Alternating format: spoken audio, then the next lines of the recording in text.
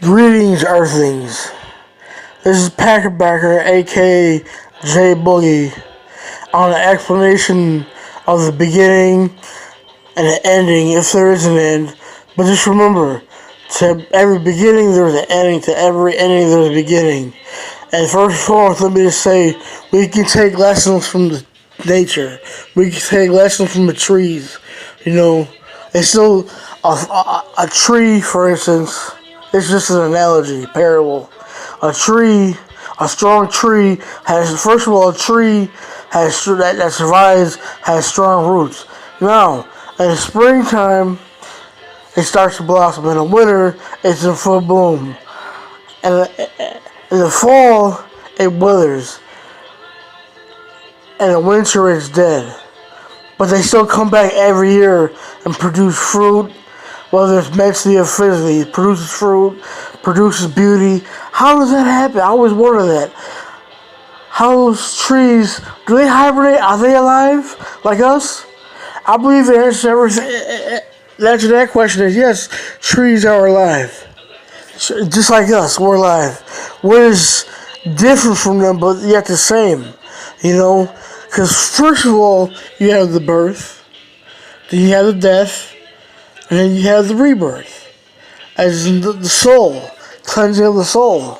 That's just my opinionated facts. So, enough on that. Let's talk about creation in the beginning. I'm not trying to speak from a spiritual standpoint. I'm not trying to advocate for any religion, but I'm just trying to advocate the truth. Whether it's spiritual, linked, or scientifically proven or unproven. Now let me get back to this. Creation. Now, everything has to have a polar opposite because you can't have negative without a positive, and you can't have positive without a negative. You know, so I'm gonna just say this. Negative 2 plus negative 2 is 0. How can that be? Was mathematics created or was it invented? Everything was invented, but everything was created. So, without creation, you had no invention. Without invention, you had no creation. So, what came first? That goes on to the old added question: what came first, chicken or the egg? You know, what came, man or woman? Being, whatever being. Where do we get everything from? How did we know that this was gonna? Well, you have to have creation first. That's just everything is created for us to test. You know, we're put to a test. I don't believe my personal opinions. I'm not trying to delve into a spiritual topic, but my personal opinion is, you know. There is no God, there is no goddess, there is no goddess. I believe in gods and goddesses. I believe in good and evil. Because you can't have one without the other. Man, woman, good, evil, hot, cold. Everything that has a plural, everything that has a polar opposite, then it was, you know, and there's offshoots of words. Like you could take, like for instance, when I said about the trees, each tree has a branch, and that branch has a branch, that branch has a branch.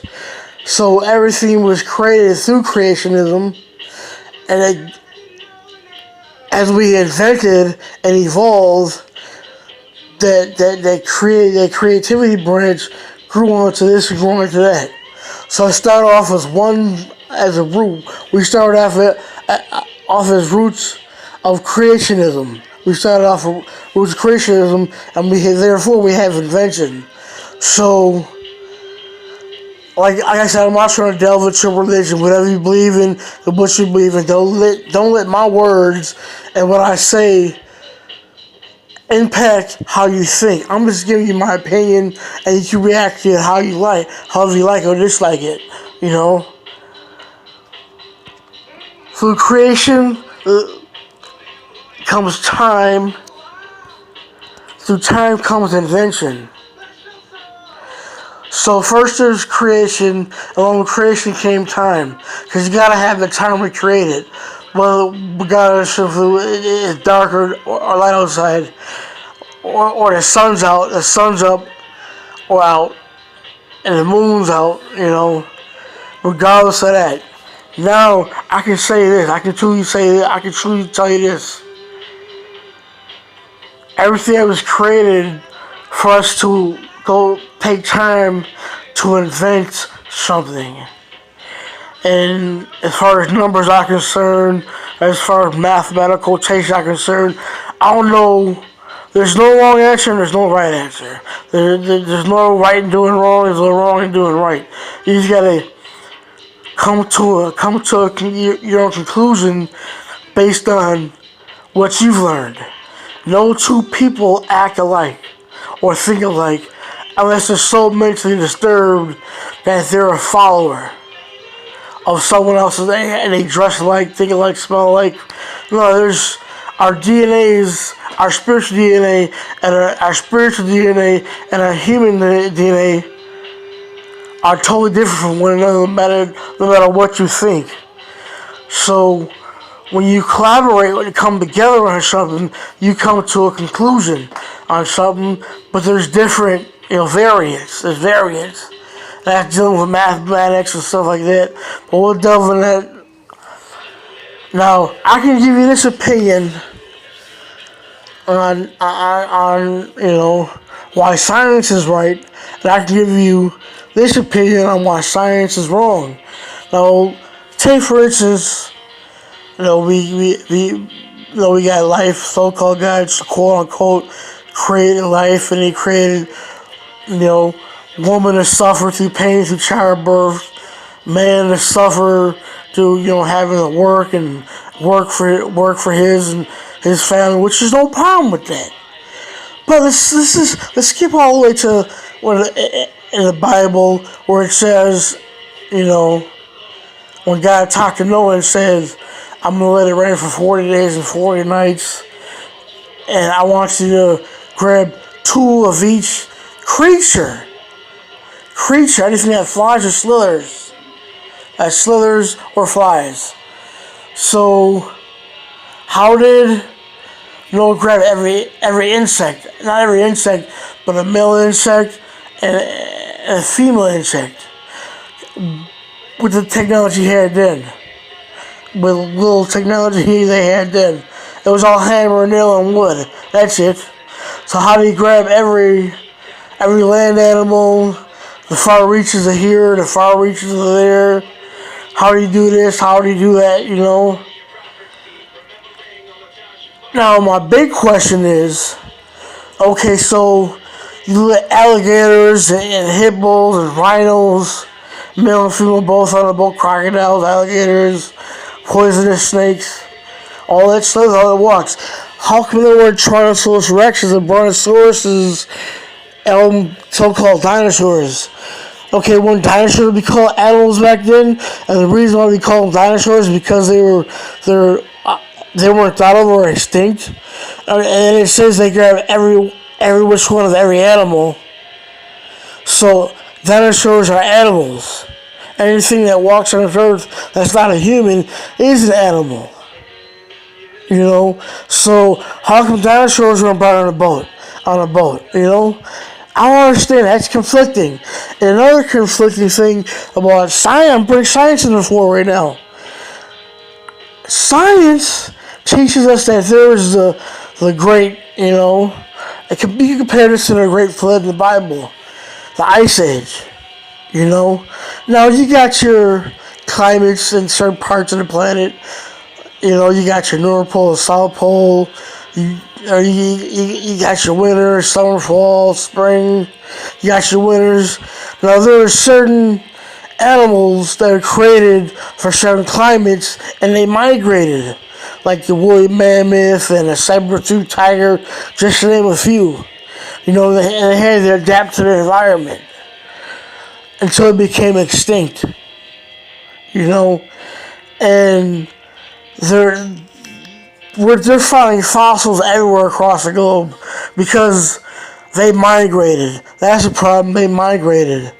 And if you brought so-called every animal on the boat, every animal of each pair, male and female, from A to Z, insect and and dinosaur, all of them are animals. So how come they weren't brought aboard the boat?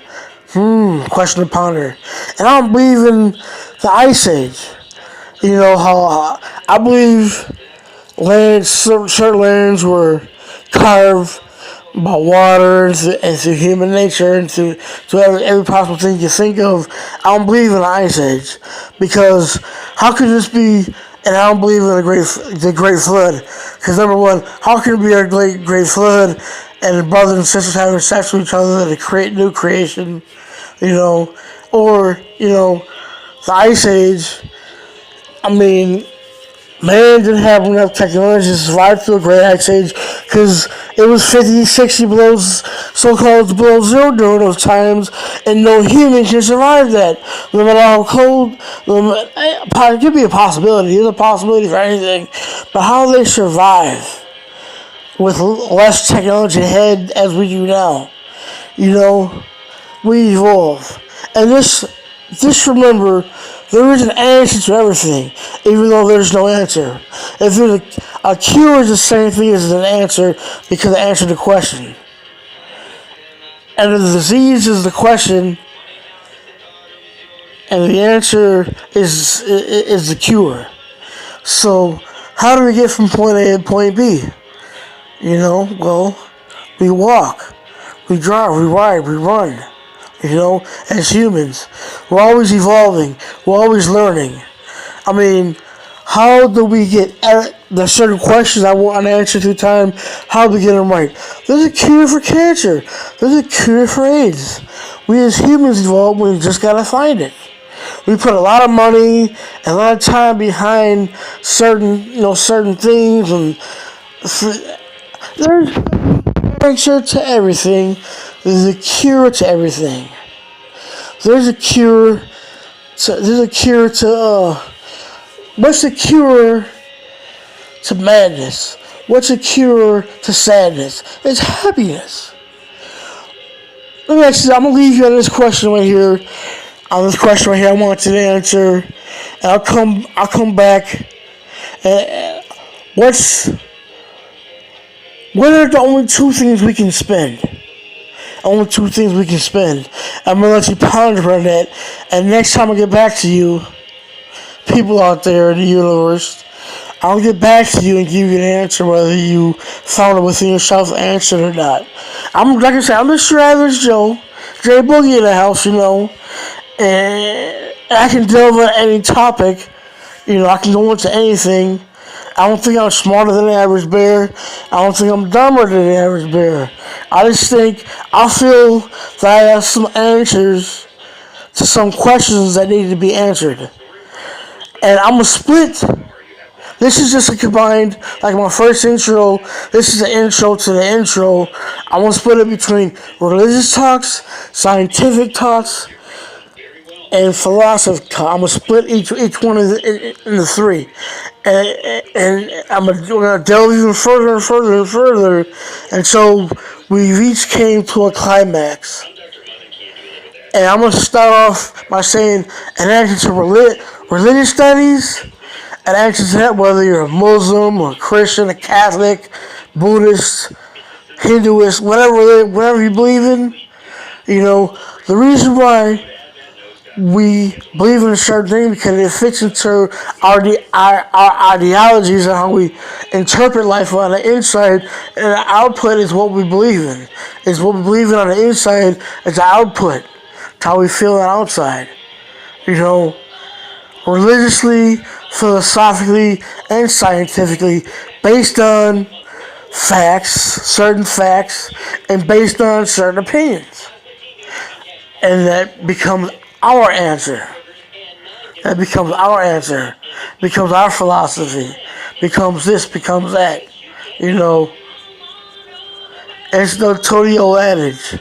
It's the same answer for religion, our religious beliefs, is the same answer for our philosophical beliefs, is our same answer for our scientific beliefs. Now, our philosophical beliefs and our religious beliefs and our And our scientific beliefs could be anywhere between 0% all the way to 100% on whether we agree or disagree. We can agree to disagree, and we can agree to agree and disagree to agree. I'm going to end on that note, and I hope you guys know I planted a seed in you guys' mind, fellas and ladies, in your mind, thinking outside the box. You see the box over there? This is looking outside the box, but what's inside the box? Don't judge the box on the box. You gotta judge what's inside the box, everything that's inside the box. Even if there's nothing in there, you gotta judge on the nothingness. I'm gonna shed some light. I'm gonna sign out. I'm gonna sign out for now.